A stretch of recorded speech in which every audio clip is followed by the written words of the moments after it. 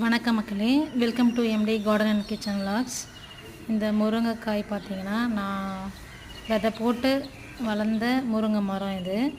Actually பார்த்திங்கன்னா, நாங்கள் வீடு கட்ட ஆரம்பிக்கிறதுக்கு ஒரு வருஷத்துக்கு முன்னாடியே நான் வந்து கொஞ்சம் ஒரு விதை போட்டேன். நான் ஒரு 10 விதை போட்டேன். ஒன்றும் இல்லைங்க, இந்த பெயிண்ட் டப்பா 5 லிட்டர் இருக்குங்களா, அதில் தான் மண் கலவை கொஞ்சம் எடுத்து வந்து அதில் விதை ஊனி வச்சேன். அதுக்கப்புறம் நல்லா வளர்ந்து வந்துடுச்சு. அதுலேயே நான் ஒரு வருஷத்துக்கு மேலே அதிலே வச்சுருந்தேன். நல்லா ஒரு 4 அடிக்கு மேலே கிட்ட வந்துடுச்சு. அதுக்கப்புறம் நாங்கள் வீடு கட்டி முடித்தோடனே அங்கே எடுத்துகிட்டு வந்து வச்சாங்க. வச்சு ஒரு 2 வருஷம் கழித்து தான் நமக்கு இந்த காயே கிடச்சிது நமக்கு. அதாவது விதை வச்சு மரமாகி அதுக்கப்புறம் ஒரு 2-2.5 வருஷம், அதான் விதை முளைச்சிலேருந்து 3 வருஷம் ஆனால் தான் நம்மளுக்கு இந்த காயே கிடைக்கிது. ஆனால் நம்ம வந்து ஒரு கிளை எடுத்து வச்சோம்னா கொஞ்சம் சீக்கிரமாக கிடச்சிரும்.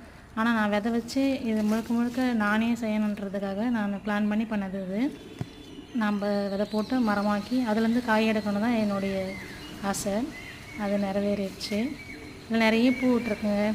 இந்த காய் பார்த்திங்கன்னா ரொம்ப முத்தினாலுமே அது நல்லா பிஞ்சு, அது நல்லா இருக்குது, மாவு மாதிரி இருக்குது. அந்த காய் சூப்பராக இருக்குது. அது ஒரு 4 காய் பறித்தோம் நாங்கள்.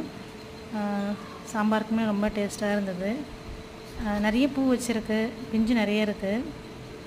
அடுத்தடுத்து வர வீடியோவில் நம்ம அதை பார்க்கலாம். ஓகே ஃப்ரெண்ட்ஸ், நீங்களும் இந்த மாதிரி வீட்டுக்கு ஒரு மரம் வளங்க. நம்ம கீரை, பூவு, அதனுடைய காய் எல்லாமே யூஸ் ஆகுது இல்லைங்களா? Okay friends, thank you.